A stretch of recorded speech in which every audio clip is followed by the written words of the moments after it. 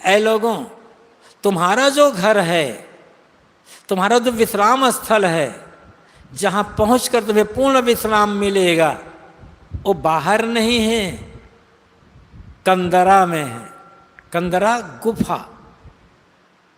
तो किस गुफा में है वो? किस पहाड़ की गुफा में, किस पर्वत की गुफा में है?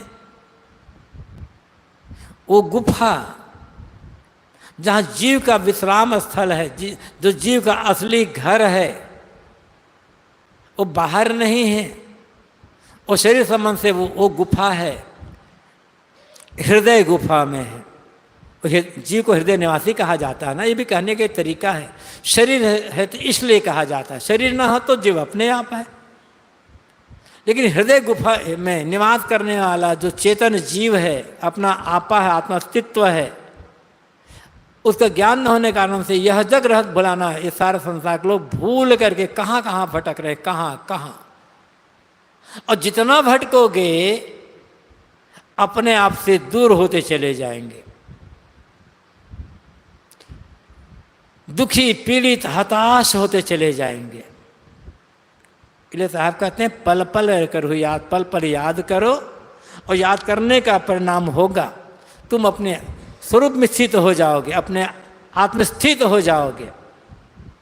और आत्मस्थिति में पूर्ण विश्राम है, वहाँ कोई दुख, कोई तकलीफ, कोई भय नहीं है, क्योंकि वह एक रस है। ऊपर की सब बात साहब कहते हैं इसको छोड़ करके और जो बाहर है ऊपर, वो सब व्यर्थ है। इस सब कौन है काज, साहब ने कहा। फिर 21 काम क्या है? जो हमारा साथ नहीं दे सकता, वो कितना मूल्यवान क्यों ना हो, निरर्थक मूल्यहीन ही तो होगा फिर वो। और हम उन्हीं की याद में डूबे हुए हैं। मैंने ध्यान शिविर के शुरुआत में, अभी इस सत्र शुरुआत में कहा था ना, शुरू में, हम जिनकी याद में रात दिन डूबे रहते हैं, रात दिन हम जिसकी याद करते रहते हैं, अंत समय में कौन हमारा साथ देगा? अंत समय में कौन हमारे दुख को बताएगा? जिसकी याद हम करते हैं, किससे प्रसन्नता हमें मिल पाएगी? सब तो संसार में मिली है, संसार में छूट जाएगी सारी की सारी चीजें। हम उनकी याद करते हैं और अपनी याद हम खुद भूल गए हैं। मूल्यवान से मूल्यवान हो, पूरी दुनिया की संपत्ति मिल जाए और अपना आपा खो जाए तो दुनिया तो छूटेगी ना। और अपने हमने खुद छोड़ दिया, खुद मतलब भूल गए हैं हम। सदगुरु कहते हैं जिसकी याद में तुम अपने जीवन को बर्बाद कर रहे हो, ठीक है, जीने के लिए है, जीने के लिए चाहिए हो, वो मात्र एक जीवन निर्वाह का साधन है। उससे मन की पीड़ा दूर नहीं होगी, अशांति दूर नहीं होगी, उससे किसी का बंधन कटेगा नहीं। वो निर्वाह और सेवा का साधन है, इसलिए उसका उपार्जन करना भी जरूरी है। कमाना है, काम करना है, क्योंकि काम करेंगे तभी तो खाने के लिए भोजन मिलेगा। तो काम करना है खाने के लिए, खाना है जीने के लिए, लेकिन जी करके फिर क्या करेंगे यदि राम भजन नहीं हुआ तब? तो कमाना है खाने के लिए, खाना है जीने के लिए, जीना है सबसे मुड़ करके अपने आप में महाली हो जाने के लिए, राम भजन के लिए। ये राम भजन साहब वही है जो साहब कहते हैं पल पल कर हुई याद, यही राम भजन है। हमेशा अपने आप की याद करना, ये सबसे बड़ा भजन है। इसके बराबर और कोई भजन नहीं होगा। लेकिन होता क्या है, हमारी असावधानी साहब बता रहे हैं कि जो आदि का जो शब्द है, जो मूल तत्व है, उस मूल तत्व के शब्द में उस मूल तत्व की याद में हमारा मन नहीं रहता है। होता क्या है, शब्दे पैठा जीव, भ्रम कल्पना, विषय विकार के शब्दों में ये जीव घुसा हुआ है। हर समय उसी की याद, उसी की याद, उसी की याद। हम किसकी याद करते हैं? जिसकी याद करने से चंचलता बढ़े, मन में विकार बढ़े, चिंता बढ़े, तनाव बढ़े, दुख बढ़े, भय बढ़े, हम उनकी याद करते हैं।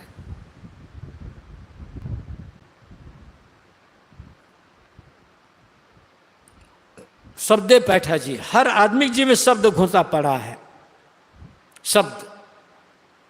और वो शब्द घुसा हुआ है जो केवल भटकाने वाले हैं, पीड़ित करने वाले हैं, भयभीत करने वाले हैं। ये भूत प्रेत के शब्द बचपन से सुन लिया गया है। हम जब बच्चे थे तब माँ ने कह दिया, देखो अंधेरे में मत जाना, वो अंधेरे में भूत रहता है, घोघर बाबा रहता है। अब वो शब्द बूढ़ा हो गए तब भी वो शब्द अंदर में गूंज रहा है, अंधेरे में भूत होता है, निकल नहीं रहा है उसको। माँ ने बचपन में कहा था कि बच्चा अंधेरे में न जाए, कोई ठोकर न लगे, कोई किसी चीज में पैर न पड़े, पैर न कटे, इसके बचाने के लिए माँ ने कहा था उस समय। लेकिन वो इतनी पकड़ मजबूत हो गई है, अभी भी बूढ़े 80, 70 से 90 साल के हो गए, लेकिन अंधेरे में जाने से आदमी डर रहा है, क्योंकि वो शब्दे पैठा जीव है ना, वो घुस गए हैं अंदर में। किसी ने कोई अनसुहाता शब्द कह दिया है, और कहते समय कितना लगा? कुछ सेकंड लगे।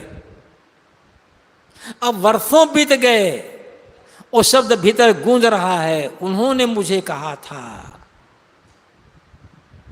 उसने मुझे गाली दी थी। अब इस शब्द में गूंजा है मन, गूंज रहा है मन, निकल नहीं रहा है, इतनी गहराई से घुस पड़ा हुआ है, निकलना मुश्किल। और पता नहीं कैसे कैसे ये भ्रम कल्पना के शब्द कहाँ निकल रहा है।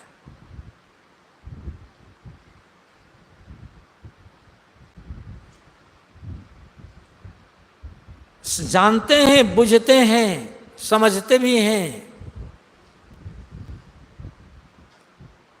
कि बाहर कोई हमें सुख दुख देने वाला नहीं है।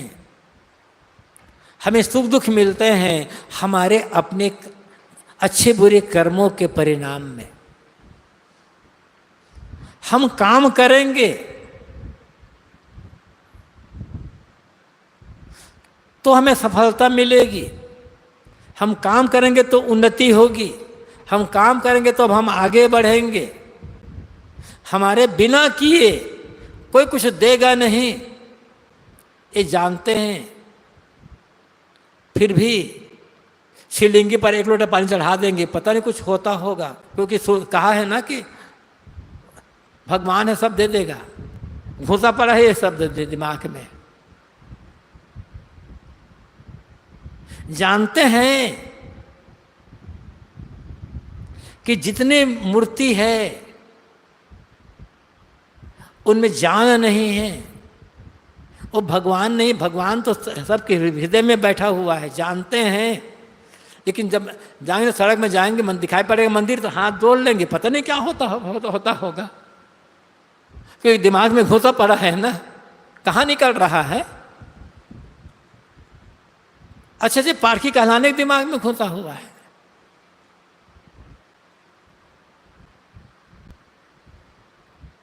और बड़े बड़े कहलाने वाले, बड़े बड़े जो जीवन भर भौतिकवाद का समर्थन करते रहे, भौतिकवाद का समर्थन, जो जीवन भर पूजा पाठ कर्मकांड का खंडन करते रहे, बुढ़ापा में आकर भी वो कुछ पूजना नहीं, पता नहीं कुछ होता होगा, तो चलो बुढ़ापा में कर लेते हैं कुछ, क्यों? शब्दे पैठा जीव, शब्द घुसे हैं मन में, निकलना मुश्किल है। गहराई से ऑपरेशन करना पड़ेगा, एकदम गहराई से ऑपरेशन करना पड़ेगा तब नहीं। और कबीर साहब ने गहराई से ऑपरेशन किया है, लेकिन कुछ बाकी रह जाता है लोगों के मन में, कुछ छिपा करके रख लेते हैं। जानते हैं क्योंकि हमारी कमजोरी है, भ्रम है, निकल नहीं पाता है जल्दी। निकलेगा कब? जब गहराई से ऑपरेशन करेंगे, अब फिर तब जो अपना राम है, जो आदि मूल है, हमारा जो मूल धन है, बराबर उसकी याद करते रहेंगे, उसकी अमरता के याद, उसके से तब निकल पाएंगे।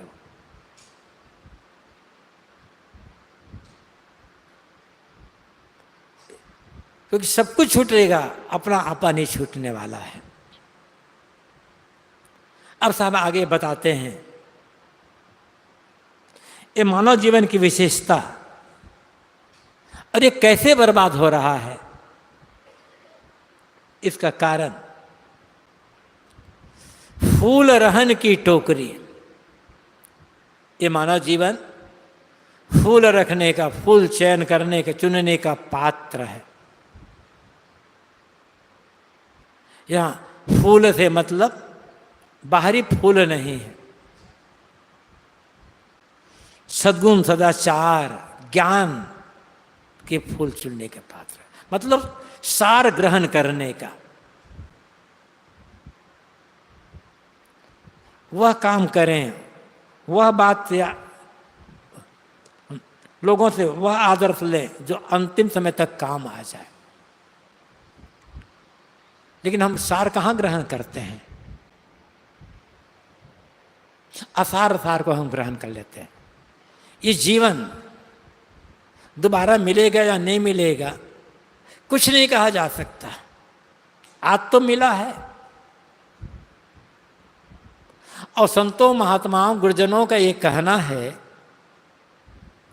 कि जन्म जन्मांतरों का जो पुण्य कर्म का उदय होता है, जन्म जन्मांतरों का सौभाग्य उदय होता है, तब इस जीव को मानव जीवन की प्राप्ति होती, मानव शरीर की प्राप्ति होती है। कितने जन्मों के शुभ कर्मों, संचित कर्म, पुण्य कर्मों का संचय उदय हुआ, तब ये मानव जीवन मिला। सभी गुरुजनों ने ये कहा है एक वर्ष है। क्या इसका मूल्य हम समझ पा रहे हैं? अब तक जो बटोरे हैं वो मूल्यवान है या मूल्यहीन है, समझने का प्रयास किए हैं? अब तक जो हम पाए हैं, जिनके पीछे हम जिंदगी बर्बाद कर दिए, क्या उनके बल पर हमें फिर से मानव जीवन मिल सकता है? या जिनके पीछे हमने जिंदगी बर्बाद कर दी, उनके बल पर इस जीवन की अवधि को एक सेकंड में बढ़ाया जा सकता है? सोचिए। अब तक हमने क्या किया? जैसे कोई व्यक्ति क्या, जैसे कोई बालक या कोई व्यक्ति जवान ही हो, समुद्र किनारे जाए और वहाँ पर समुद्र की लहरों से, समुद्र की गहराई से लहरों के द्वारा मोती, सीपी, ये सब बिखरे पड़े हों किनारे में, और जा कर के सीपी को बटोरने लग जाए, कंकर पत्थर बटोरने लग जाए, मोती को छोड़ दे, तो क्या कहेंगे? अरे ये तो बच्चा है, नादान ना समझ, अभी आदमी तो भोला भाला पागल है। वो पागल हम ही लोग तो है, वो पागल दूसरा कौन है? क्या बटोर रहे हैं? अब तक जो बटोरे हैं सीपी के समान है बिल्कुल। कंकड़ पत्थर का समान है। मोती का हमने छोड़ ही दिया, ज्ञान के मोती चुनना लेना था ना हमको। विवेक के, सदाचार के, सद्गुण के मोती चुनना था या चुनना था। यही तो फूल है। जरा एक चीज सोचें, हम सब के सब केवल आपके लिए नहीं हूं, मैं भी उसी में हूं शामिल। संतों ने, गुरुजनों ने, महात्माओं ने ये कहा है कि अनेक जन्मों के पुण्य संस्कार के बल पर ये मानव जीवन मिला। पता नहीं किस किस खाने से भटकते भटकते भटकते भटकते आज मानव जीवन में आए हैं। सौभाग्य, सुंदर शरीर मिला, स्वस्थ शरीर, समझने बुझने लायक बुद्धि मिली,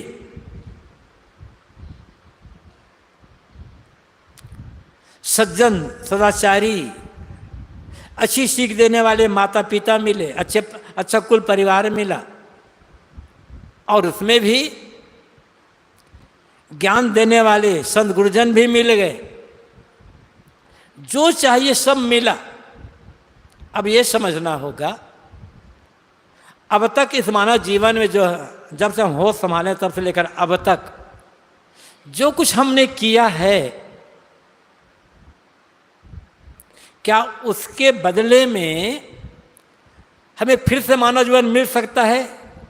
ये आपका हमारा मन क्या गारंटी दे सकता है? गारंटी से हम दावा कर सकते हैं? नहीं। जो कुछ मैंने किया इसके मूल में मुझे फिर मानव जीवन मिल ही सकता है। यदि ऐसा विश्वास है तो समझना जीवन सफल है, भले मोक्ष ना हो, धन्यवाद के पात्र है। ऐसा कौन कहेगा जो इस मानव जीवन में आकर के फूल को ही चयन किया। जैसे बगीचा में जा करके सूखी पत्तियां हैं, टहनियां हैं, कंकड़ है, पत्थर है, कांटे, उनको छोड़ करके अच्छे फूलों का जो संग्रह किया होगा वह आदमी ऐसा कह सकता है ना। ये पूरा संसारिक बाग ही तो है। यहाँ कांटे भी है, कंकड़ भी है, धूल है, मिट्टी है, पानी है, पत्थर है, गोबर है, कीचड़ है, और यहीं पर रत्न है। हमने क्या बटोरा है अब तक? रत्नों को बटोरा या कंकड़ पत्थर कीचड़ पानी को बटोरा? अपने से पूछना है, अपने से, और उत्तर भी खुद को ही देना है। साहब कहते हैं ये फूल रहन की टोकरी, ये मानव जीवन फूल रखने की टोकरी है, फूल है, सार ग्रहण करने का पात्र है, अत्यंत मूल्यवान है। इसकी तुलना में कुछ नहीं तुल सकता। दुनिया में से एक भी चीज नहीं है जिससे हम मानव जीवन की बराबरी कर सकें। सबसे उत्तम यह है। लेकिन कैसे बर्बाद हो रहा है? घोरे खाया घी। जैसे घी मट्ठा में पड़ा रह जाए तो मट्ठा में पड़ा एक दिन घी सड़ जाएगा और बर्बाद हो जाएगा। कहाँ घी का कितना मूल्य और कहाँ छाछ मट्ठा का कितना मूल्य। लेकिन मूल्यहीन मट्ठा मूल्यवान घी को बर्बाद कर दे रहा है। ऐसे ही जो कुछ हम बटोरे हैं ना, मूल्यहीन है, मट्ठा के समान, छाछ के समान है, और हमारा अपना आपा, हमारे जीवन घी के समान है, और बर्बाद हम ही कर रहे हैं, दूसरा कोई बर्बाद नहीं कर रहा है। हमारे जीवन की बर्बादी के कारण हम स्वयं हैं। दूसरों को दोष देना, परिवार वालों को दोष देना, सगे संबंधियों को दोष देना, दुश्मनों को दोष देना, किसी ईश्वर ब्रह्म परमात्मा को दोष देना, सब बेकार है। दोषी हैं तो हम खुद हैं।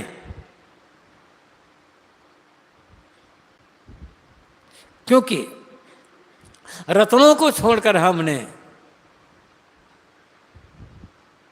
कंकड़ों को बटोरने में जीवन बर्बाद किया है। लेकिन वो तो भूल हो गई, और जो बीत गया उसे तो सुधारा नहीं जा सकता। जो बीता वो लौट कर तो आ नहीं सकता। साहब कहते जो गया तो गया, बीती ताही विसार दे। अब से सावधान हो जाएं, वो जो मूल तत्व है, जो राम तत्व है, उसे चाहे जिस शब्द से कहना चाहो कह दो। साहब का पल पल करूँ याद, अभी भी है समय, जितना बन सकता है और जितना बच सकता है उसको बनाने और बचाने का काम करना होगा। अभी बिगड़ा नहीं है, जो बिगड़ गया तो बिगड़ गया, लेकिन यदि अभी से लग जाएं। कई बार कहा गया दुनिया में आए हैं जन्म लेकर के, तो जब तक ये जीवन है प्रारब्ध, तब तक जो बन सके दुनिया की सेवा कर दें, लोगों से बढ़िया व्यवहार कर ले। ये कोशिश करें कि मेरे तन मन वचन से किसी को तकलीफ न मिलने पाए, इतनी सावधानी से जीवन जिए। लेकिन इसके पश्चात हम सेवा ही कर सकते हैं दूसरों के, और कुछ नहीं कर सकते। जो बन सके सेवा कर दें। इस सेवा करते समय भी ये याद रखना होगा, इस दुनिया से मुझे उठ करके जाना है आजकल में, और वो समय कभी भी आ सकता है, और अंत में कोई साथ नहीं देगा। साथ तो देगा मेरा राम, जो मेरा मूल धन है। उसी की याद में अब डूब जाओ, और याद तब होगी जब मौत की याद होगी। जरा सोचो, कल्पना करें, किसी आदमी पर हमें पूरा विश्वास हो, वो बता दे कि अगले 4 दिन में, आज के बाद चौथा दिन तुम्हारी मौत निश्चित है, तो क्या हम जो जीवन आज तक जिए हैं, जैसा हम खुराफात आज तक करते आए हैं, क्या वही खुराफात करेंगे, वैसा ही कर्म करेंगे? एकदम नक्शा ही बदल जाएगा। किसी के साथ झगड़ा भी किए होंगे ना, तो जाकर क्षमा मांग लेंगे, भैया मुझसे भूल हो गई, अब तो मेरा नंबर आ गया, समय आ गया दुनिया से जाने का। भरपूर रूप से अपनी गलतियों सुधारने का काम करेंगे, फिर ध्यान धर्म भजन साधना में लग जाएंगे, और कभी भी आएगा ना। क्योंकि आदमी सबसे भी डर मौत से होता है, मरना नहीं चाहता, लेकिन मौत की याद दुखदायी नहीं है। मौत का भय सबसे बड़ा भय, तो सबसे बड़ा भय होता है। प्रसंग नहीं, लेकिन एक याद उदाहरण याद आ गया। हिटलर, जानते हैं हिटलर को? उन्हें कितने लोगों यहूदियों को गैस चैम्बर में, ये चैम्बर में डालकर कितने लोगों को मार डाला। लाखों लाखों लोगों, निरपराध लोगों की हत्या कर डाला हिटलर। लेकिन कहते हैं एक यहूदी जो ज्योतिषी था, जिस पर हिटलर को अटूट विश्वास था कि ज्योतिषी जो कहेगा सच कहेगा, लेकिन जब लाखों लाखों मार डाला, तो अब हिटलर सोचा इस ज्योतिषी को भी मार डालता हूँ, अब इसे बचाकर क्या करूँगा। लेकिन इसे मारने के पहले इसे पूछ तो लूँ कि मेरा जीवन कब तक है, मुझे कब तक जीना है। उस पर तो विश्वास था, उस ज्योतिषी पर, ज्योतिषी के ज्योतिष पर विश्वास था। हिटलर ने ज्योतिषी को बुलवाया और कहा, देखो मेरा हाथ देख कर देखो, ये बताओ कि मेरी उम्र कब तक है, मैं कब तक जीऊंगा। यहूदी समझ गया जरूर दाल में कुछ काला है, हो सकता है मुझे मरवा डाले। तो उसने क्या किया, उसने पहले हिटलर का हाथ देखा, ऐसे हिटलर का हाथ देखता रहा, ज्योतिषी 15 मिनट तक, फिर अपना हाथ देखने लगा। हिटलर ने कहा, अरे मेरा हाथ देखो, मेरा भय तो बताना है। ज्योतिषी ने कहा, वही तो कर रहा हूं, ये देखिए आपके हाथ की ये जीवन रेखा है। कि हाँ, और ये मेरे हाथ की जीवन रेखा है, दोनों बिल्कुल बराबर है। लेकिन आपकी जीवन रेखा मेरी जीवन रेखा से बिल्कुल थोड़ी सी आगे है, थोड़ी सी बड़ी है। मतलब मेरे मरने के आधे घंटे बाद तुम्हारी मौत हो जाएगी। हिटलर ने कहा, भैया जितनी रक्षा मुझे उससे अधिक रक्षा इसकी करो, क्योंकि जैसे मरे वैसे मेरी मौत हो जाएगी। अपने से ज्यादा रक्षा उस ज्योतिषी करवाने लग गए। क्यों? मरने का डर। मरने का डर होता है ना, ये मरने का डर, यदि मरने का डर भी यदि बराबर याद रखो तो पाप नहीं होगा जीवन में। सारा का सारा पाप मौत को भुला करके होता है। छोटे से लेकर बड़े पाप मौत को भुला करके होता है। तो दो चीज की याद करना है, एक मौत, मौत की याद करेंगे तो हम जिंदगी और पाप से बच जाएंगे। और फिर ये लगेगा कि जिसके पीछे मैं पाप कर रहा हूं वो कोई चीज मेरे साथ नहीं देगी, फिर इसके लिए पाप क्यों करो, हम पाप से बच जाएंगे। लेकिन होगा क्या? फिर यहां चीजें यहीं छूट जाएगी, फिर मुझे मिलेगा क्या? फिर राम की याद करें जो कभी छूटेगा नहीं, तो वहां मन निर्भय हो जाएगा, क्योंकि राम कभी छूटने वाला नहीं है, मेरा अपना कभी छूटने वाला नहीं है। तो मौत की याद हमें पाप से बचाती है और राम की याद हमें निर्भय करती है। इसलिए साहब कहते हैं, शब्द हमारा आदि का पल पल कर हुई याद। मेरे जो शब्द हैं आदि तत्व के परिचय कराने वाले हैं, जो मूल तत्व, जो राम तत्व का परिचय कराने वाले, उसकी याद करोगे तो तुम निर्भय होकर जीवन जियोगे और अंत में पूर्ण विश्रांति तुम्हें मिलेगी। ये जीवन पाना सफल हो जाएगा।